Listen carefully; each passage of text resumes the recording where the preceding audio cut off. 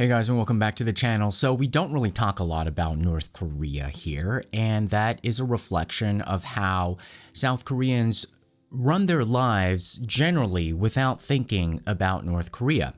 But whenever North Korea does its missile tests, and that gets into the international news because it seems as if basically the majority of the news that reaches Americans about anything on the Korean Peninsula, North and South Korea, is always about North Korea.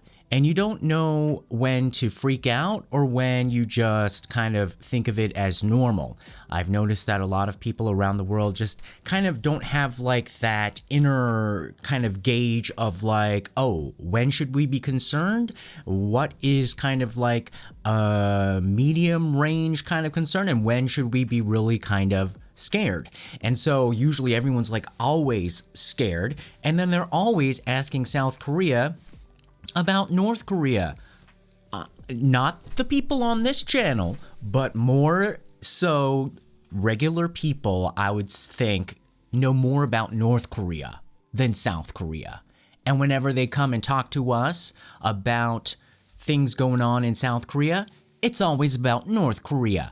It's as if I would always come up to you, we are like friends but haven't seen each other in a long time, and every time I see you I always ask you about your ex-wife, where she is, what kind of car she's driving, you know, like how many kids she got now, you know, like what her budget is, you know, what her main exports are, and like what sanctions are on there.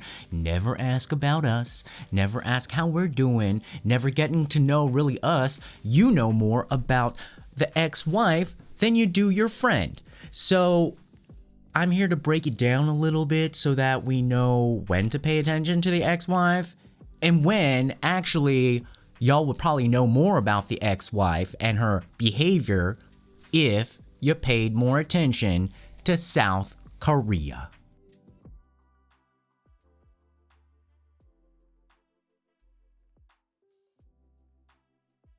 So why is North Korea in the news now? Well, they did do another ICBM test that they are now trumpeting and claiming that was successful. Why does an ICBM matter more than a regular missile? What is an ICBM? Inter-continental ballistic missile.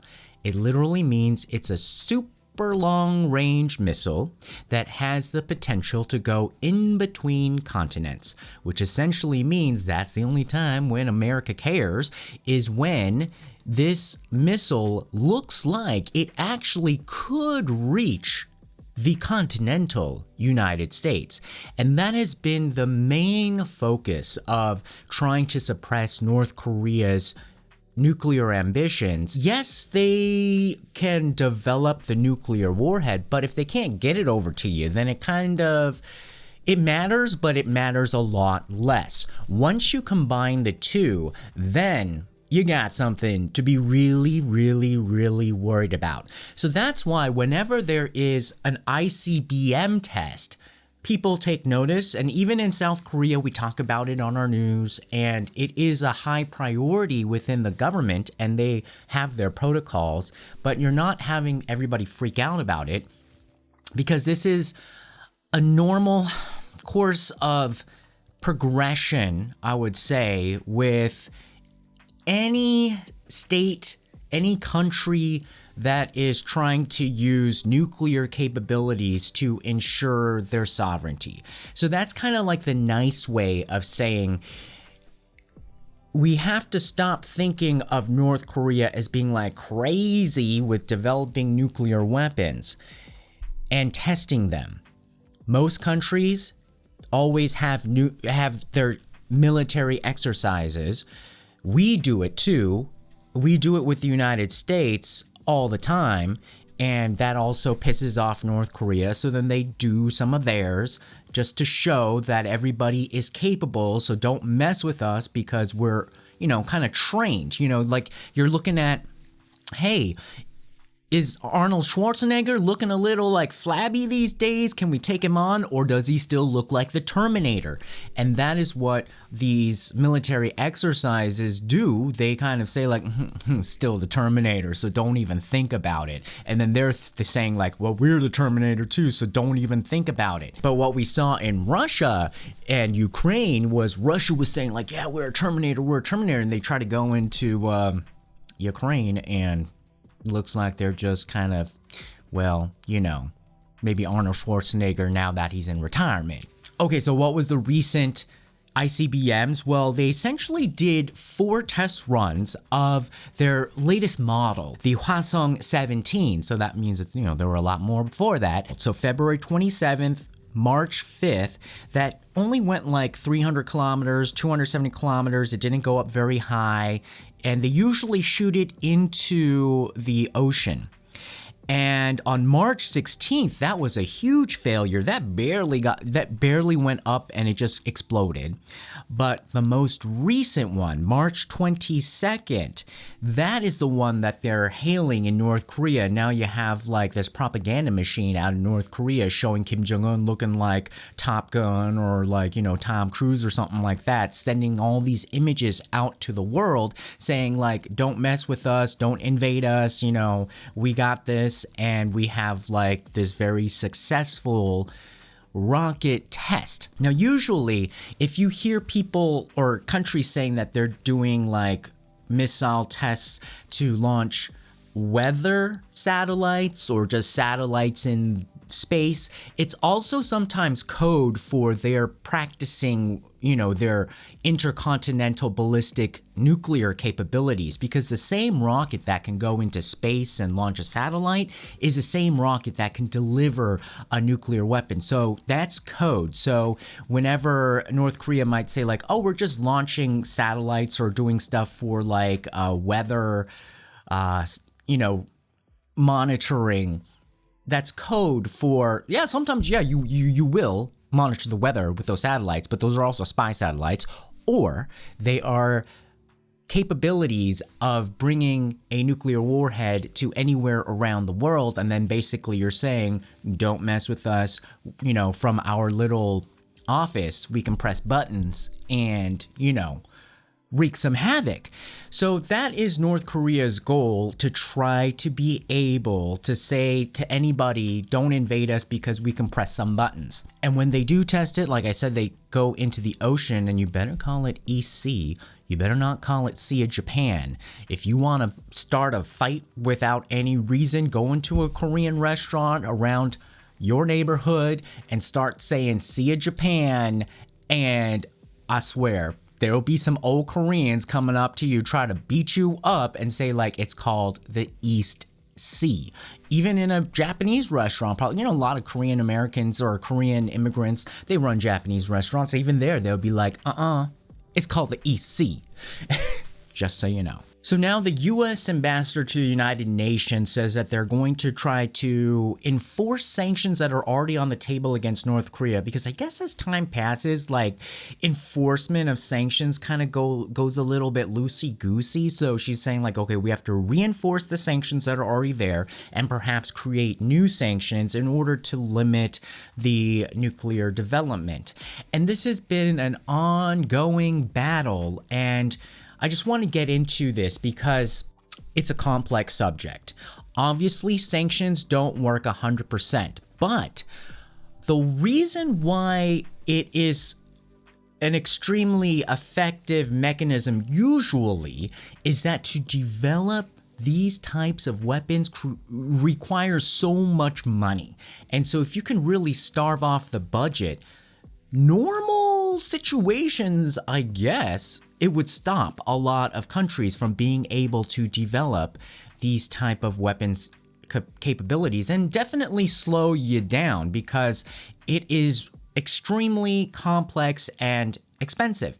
However, if you would pay more attention to South Korea, you know that on this peninsula, if there's a formula already for something, to manufacture something, whether it's a car or cosmetics or an intercontinental ballistic missile, And if we just get the formula, you better be sure that they're going to be able to find a way to copy it. If they had to, North Korea, create a weapon from scratch in order to protect their country, probably couldn't do it. But if they can copy, basically like off of somebody else's homework, and develop it, you better believe that they're gonna find the recipe and make it over there. So the sanctions will only slow North Korea down. While we have seen through countless six-party talks and inter-Korean summits and trilateral summits, there is absolutely no way to convince North Korea to get rid of their nuclear weapons.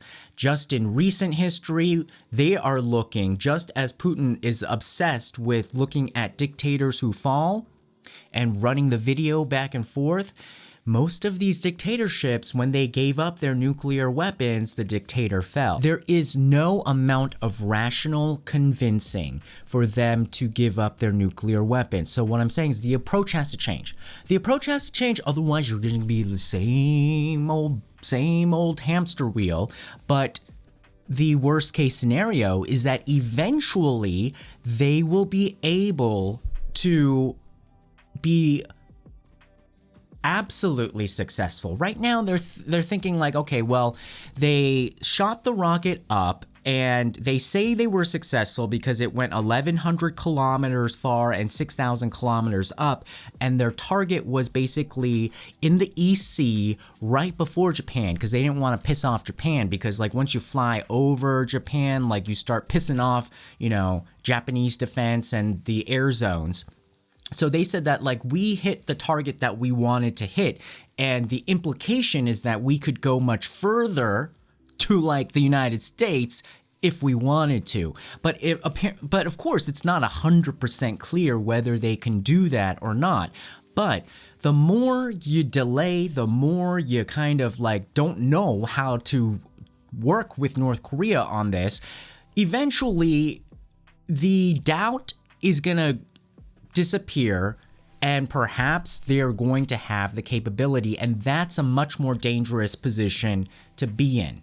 So what I think is always missing from this equation is not recognizing that this is the crux and the sole nugget that this North Korean regime has in order to survive, stay in power.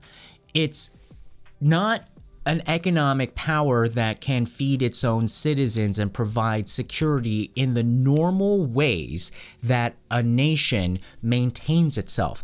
Like I said, the GDP of North Korea is the same as the budget, the annual budget for the New York Metropolitan Transportation Administration, those subways, tunnels, and buses. Just that one department within New York is the same as the GDP of North Korea. So imagine how vulnerable they feel. Because, you still got rats and stuff running around in that New York subway, and people being shoved into the tracks because you don't even got no safety doors, and that, do you think that they got any kind of like safety mechanisms on their subway that barely runs? So of course they're always feeling vulnerable about being invaded. And I think most people are thinking like, why would we want to invade North Korea? Like, we don't even want to think about you. Y'all just make us think about you because y'all be launching rockets all the time. But to them, they think that everybody's always thinking about them, and everybody's always thinking of invading them. And to his own people, Kim Jong-un, the thing that is the red line that he has to offer, that he can basically say like, look, you have to keep me in power because I have the irresistible offer of guaranteeing your security by defending against all of these hostile forces around us, because I can deliver the nuclear weapons. And so if he cannot deliver on the economy, he cannot deliver on civil society, he cannot deliver on justice, he cannot deliver on happiness, all he can deliver is saying like, I can protect our borders with what? What is he going to protect the country with? What is the one thing that he can say that no other person in this North Korea can deliver but me? The nuclear weapons. You think he's going to give that up? You think he's going to give that up? That's the only thing keeping outside forces in his mind from coming in, and the only thing from all of his people from uprising and like, Muammar Gaddafiing him. You can't just walk in there into the room and say, give me your nukes. Let's bring it down a level. Let's say like you're doing something that is not the best job to feed your family, and you'll walk in and say like, stop doing that, and we'll try to find you a job training program and get you another job. You think that person is going to risk even like a week of letting their family starve? So you got to think of like this is like, again, like a Putin trapped in a corner, North Korea trapped in a corner. The only thing that they feel that's keeping them safe is this nuclear weaponry and the development of it. It also creates enough of a bread and circus show pony type of spectacle that can distract the masses and be like, oh, yes, we are powerful enough to survive as a nation. Even if, everybody's starving or only like, the few people like the elites in Pyongyang can, get some good stuff. That's his game. So you think he's going to give up his nuclear weapons? I don't think so.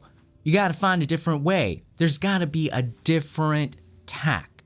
Also, these offers, whenever we say like, okay, why don't you denuclearize? They're not irresistible offers to North Korea. I don't know if there ever can be an irresistible offer to North Korea, but if you were in North Korea's shoes and you're basically saying, give me the one thing that is keeping you alive, and it's always been either punishments, so of course they'd be like, well, I don't like that option, or it's kind of like vague hopes of economic reform or revitalization, which of course they don't trust because, it'll be just outside forces, outside investors, outside people coming in and probably like, taking away the power from the people who currently have the power.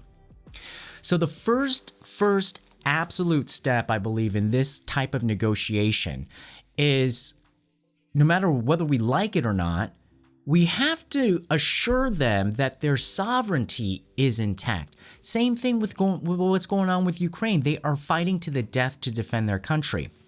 You have to, in some ways, actually in a fundamental way, even your worst enemy, you have to respect that they value defending their borders, their country, their home, their property. Even the worst person, your worst neighbor, might hate their guts, but you do have to respect that they will probably defend their home against invaders at all costs. And so you have to kind of go in there not with like some sort of just blindness, thinking like, well, we could just take your nukes and then you'll be fine, just, get along and we won't bother you. They're going to be thinking like, well, that is just basically putting a poster on my house saying like, I don't have any locks on my door and I don't even have a gun. So, but I'm a good neighbor, so nobody come and, mess with me. They're never going to do that. Ever. So there has to be some sort of way to assure that that the elite in North Korea will be able to maintain sovereignty. And then I think you have to start from there and then give a path, what I'd like to call a path of possibility. And I think this path of possibility will never, ever come from negotiating with the North Korean elite. They, and essentially it's just Kim Jong-un, will never stray from this formula because I don't think he's got anything else going. Where I think it has to come from is actually North Korea's citizens or civil society. That's where this path of possibility has to be built. I think it has to come from the inside.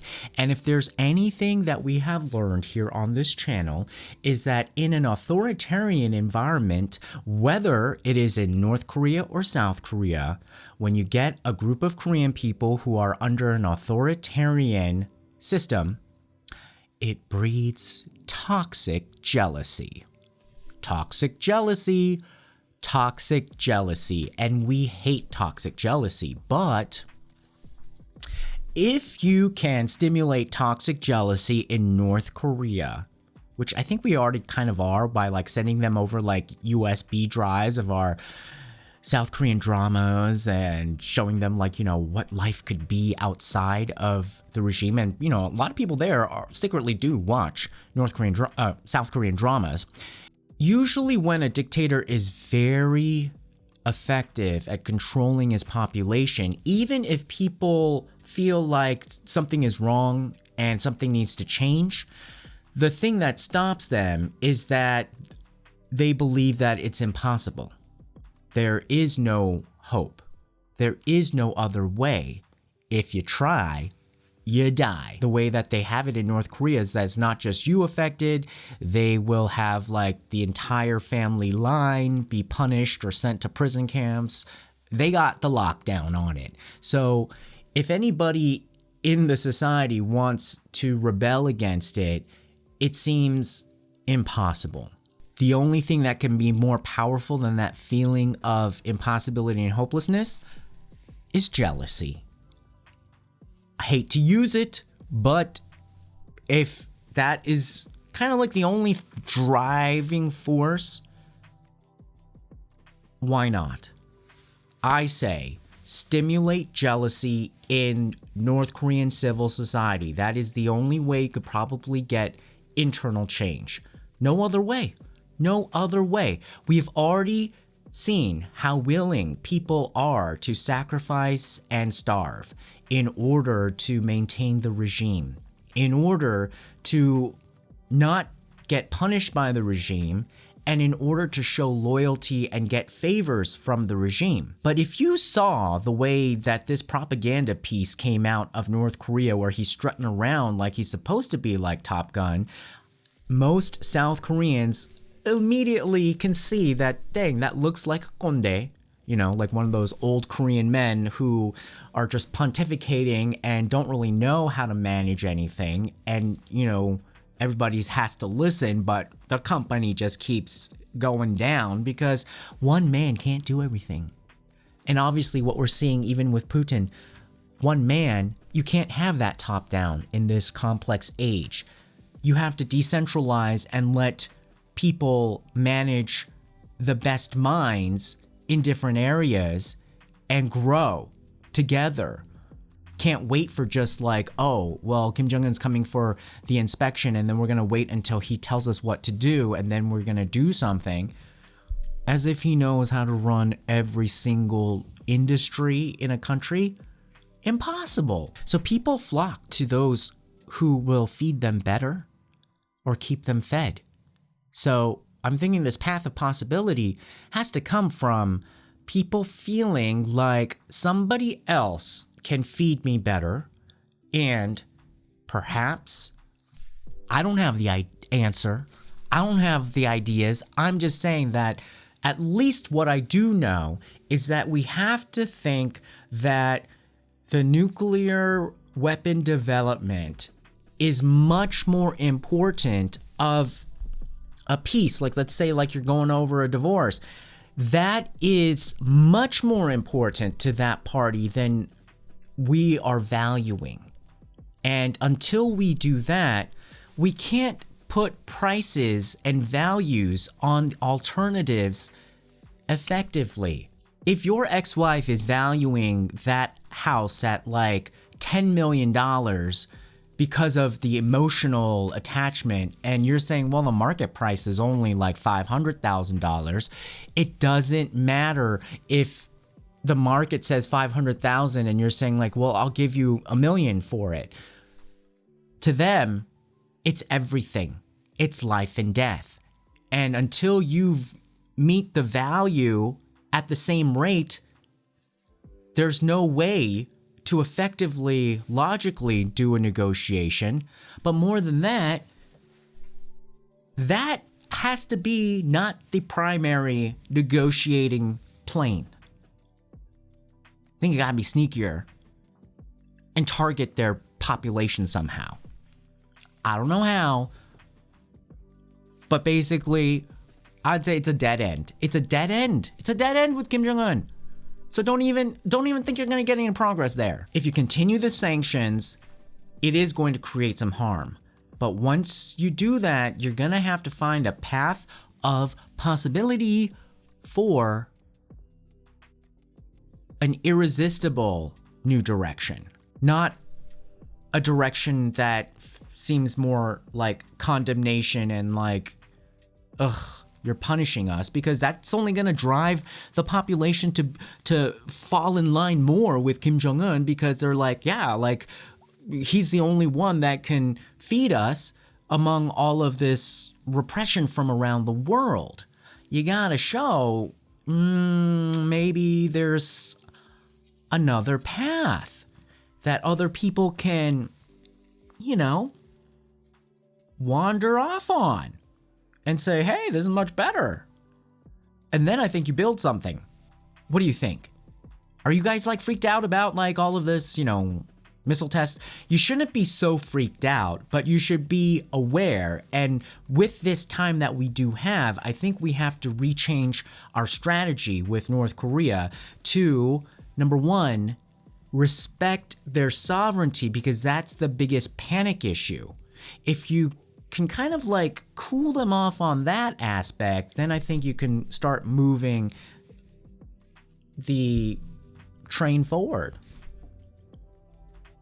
But it's tough. It's tough because, you know, like and that's why you have to pay attention to South Korea, because, you know, if you are dealing with an recalcitrant, really stubborn Korean konde, Korean man, you know that progress is hard.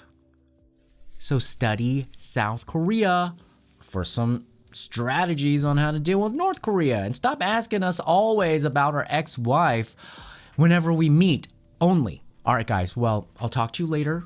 Please like, share, subscribe, and have a good one. Bye-bye.